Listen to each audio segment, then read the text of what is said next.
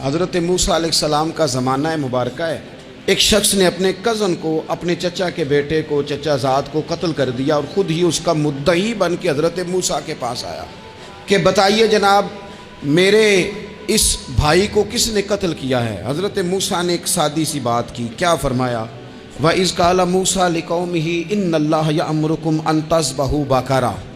حضرت موسیٰ علیہ السلام نے اپنی قوم سے کہا کہ اللہ تمہیں حکم دیتا ہے کہ ایک گائے ذبح کرو، گائے کا کچھ حصہ مقتول کو مارو، وہ خود اٹھ کے بتا دے گا مجھے کس نے قتل کیا ہے۔ یہ پہلا سپارہ ہے قرآن مجید کا، آپ اس کو دیکھ لیں، یہ آیت نمبر 67 سے شروع ہو رہا ہے۔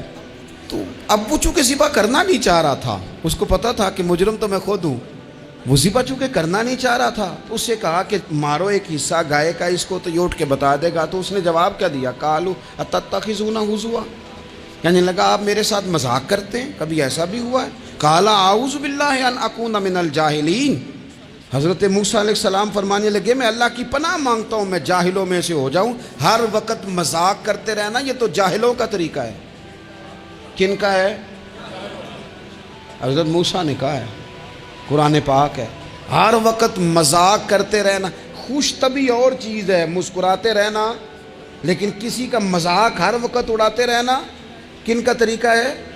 جاہلوں کا۔ جب کہا نہیں ذبح کرنی ہے تو اب ذرا دیکھیے، کرنا نہیں نہ چاہ رہے، قالوا ادع لنا ربک یبین لنا ما ہی، کہنے لگے اے موسیٰ پھر آپ نہ رب سے دعا کریں کہ وہ ذرا کھول کے بتائے وہ گائیں کس طرح کی ہو۔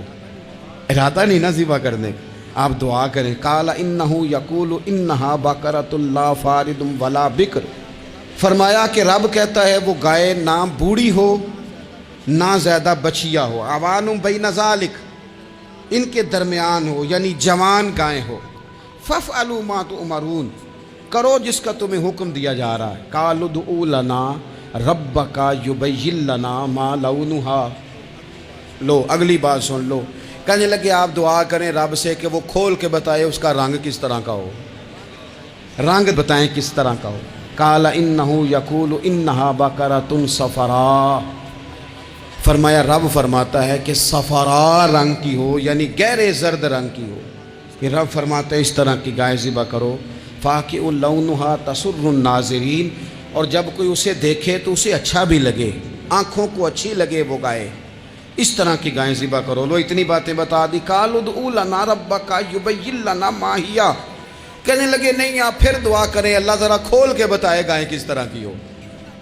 ان البقرہ تشابہ علینا، ہمیں ذرا گائیں پر شبہ پڑ گیا ہے کس طرح کی ذبح کرنی چاہیے۔ وَإِنَّا انشاءاللہ لمہتدون، اگر اللہ نے چاہا تو ضرور ہم ہدایت پا جائیں گے۔ پھر اللہ تعالیٰ نے فرمایا کہ قال انہ یقول انہا بقرۃ لا ذلول تثیر الارض، گائیں اس طرح کی ہو کہ وہ کبھی کھیتی میں نہ چلائی گئی ہو، یعنی اس کو کبھی کام نہ اس سے لیا گیا ہو۔ بیل کو لوگ لگاتے تھے نا، جو کام آج ٹریکٹر سے لیا جاتا ہے وہ گائے بیل سے لیا جاتا تھا، تو وہ کھیتی باڑی کے کام نہ اس کو لگایا گیا ہو۔ ولا تسقی الحرث، اور نہ اس سے پانی نکالا گیا ہو، نہ کھیت چلانے ہل چلانے میں لگائی گئی ہو، اور وہ جو کنواں ہوتا تھا جس کے گرد گائیں گھومتی تھی، تو کہا وہ بھی کام اس نے نہ کیا ہو گائے نے۔ مسلمۃ لا شیۃ فیہا، وہ ہر عیب سے پاک ہونی چاہیے۔ قالوا الآن جئت بالحق،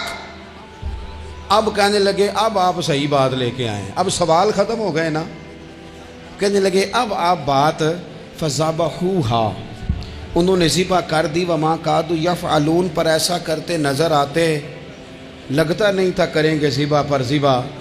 اچھا یہ گائیں پھر ملی کیسے؟ امام خازن کہتے ہیں کہ ایک نیک آدمی تھا، تو اس کا آخری وقت آ گیا، تو اس کے پاس جو کل جمع پونجی تھی وہ ایک بچیا تھی، گائیں کی بچی، بچیا ویڑی، اس کے پاس وہ ایک بچیا تھی صرف۔ تو اس نے اس طرح کیا کہ اس کی گردن پر ایک مہر لگائی، اللہ کے نام پر بطور امانت اس نے اس کو جنگل میں چھوڑا، کہا یا اللہ میرا بیٹا ایک ہی ہے وہ بھی چھوٹا ہے، اس کی حفاظت کرنا اور میرے بیٹے کو پہنچا دینا۔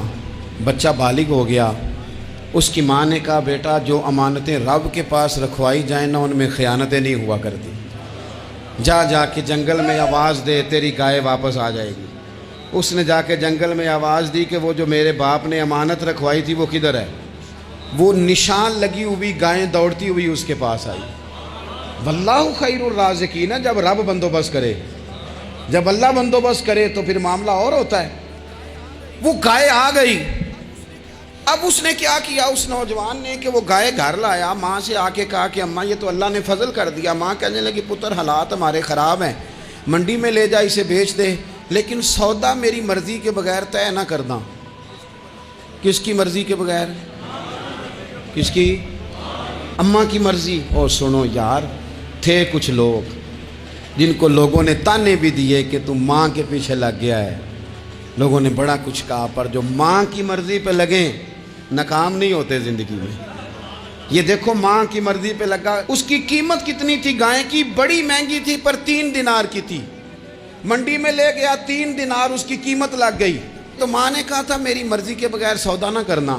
اب بچے تو نہیں نا مانتے، اماں کو کیا پتا باہر بزنس کیا ہے، لین دین کیا ہے، پر ماں نے کہا تھا میری مرضی۔ بندہ دے رہا ہے اسے 3 دینار، اس نے کہا جی میں نے طے تب کرنا ہے، ڈن تب کرنا ہے، پہلے اماں سے پوچھنا ہے۔ گھر جا کے اماں سے پوچھا، اماں کہنے لگی دے دے۔ واپس آیا تو اس نے کہا کہ میں 6 دینار دیتا ہوں پر میری شرط ہے، ماں سے نہیں پوچھنا۔ اس نے کہا تو 12 بھی دے، ڈن تب بھی ہونا ہے جب اماں نے کہنا ہے۔ وہ جب اس طرح کی اس نے گفتگو کی، واپس اپنی والدہ کے پاس گئے، کہنے لگے اماں سمجھ نہیں آتی، 3 دینار کی گائیں بندہ 12 میں خریدنے کو تیار ہے، شرط لگاتا ہے کہ اماں سے نہیں پوچھنا۔ تو والدہ کہنے لگی پتر پہلے اس سے جا کے پوچھ کیا وہ ہے کون؟ یہ کوئی روحانی معاملہ ہے، کوئی غیبی مدد ہے، پوچھ۔ اس سے جا کے پوچھا تو وہ کہنے لگا میں تو فرشتہ ہوں اللہ کا، تو نے گائیں بیچنی نہیں، اس لیے کہ تیرا باپ بھی نیک ہے، تیری ماں بھی نیک ہے، رب تیرے رزق میں برکت پیدا فرمانا چاہتا ہے۔ ماں باپ نیک ہونا رزق میں برکت ہو جاتی ہے۔ ماں باپ نیک ہوں، ان کی صالحیت کا اثر پہنچتا ہے بچوں تک۔ رزق حلال کما کے لانے والے ہوں تو گھر میں برکت ہوتی ہے۔ جا کے کہا کہ تیرے ماں باپ نیک تھے، اسے نہ بیچنا گائے کو، تو کیا کریں؟ کہنے لگے بنی اسرائیل والے سوال کر کر کے خود مشکل میں آ گئے۔ اب وہ ایسی گائے جو جوان بھی ہو، یہاں تو ہر غریب آدمی اپنی گائیں یہاں لگا دیتا ہے، کھیتی باڑی میں یہاں لگا دیتا ہے، کنویں میں پانی نکالنے میں، تو یہاں تو ہر ایک کی گائیں، تو ایسی گائیں جس کا رنگ بھی اتنا پیارا ہو، زیادہ بوڑھی زیادہ بچی بھی نہ ہو، اور ابھی تک کھیت میں بھی نہ لگی ہو، وہ سوائے تیرے کہیں نہیں ہے۔ اس نے کہا چل پھر مہربانی کر بتا میں کتنے کو دوں گائیں، اگر وہ آ جائیں تو کتنے کو بیچنی ہے؟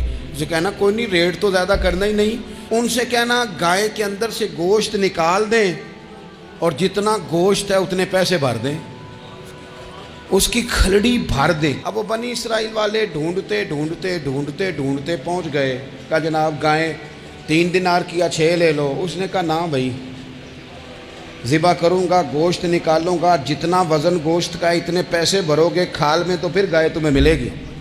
اب مجبور تھے، کیا کرتے؟ ابن کثیر حدیث لائے ہیں، امام سیوطی نے در منصور میں بھی لکھی ہے، نبی پاک صلی اللہ علیہ وسلم نے فرمایا سنو جوانوں اور اسے دل کی تختی پہ لکھو، نبی پاک علیہ السلام نے فرمایا اگر بنی اسرائیل والے زیادہ سوال نہ کرتے تو اتنی مشکل کا شکار نہ ہوتے۔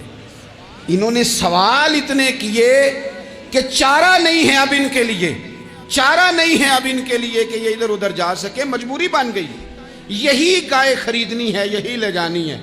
اب اتنا سارا مال جمع کر کے وہ گائے خریدی، ذبح کی، تو مقتول کو جب اس کا ایک حصہ مارا تو اس نے اٹھ کے کہہ دیا یہ جو مدعی بنا ہوا ہے نا، یہی تو میرا قاتل ہے، یہی تو میرا قاتل ہے، یہی تو ہے، اس نے یہ سارا کام کیا ہے۔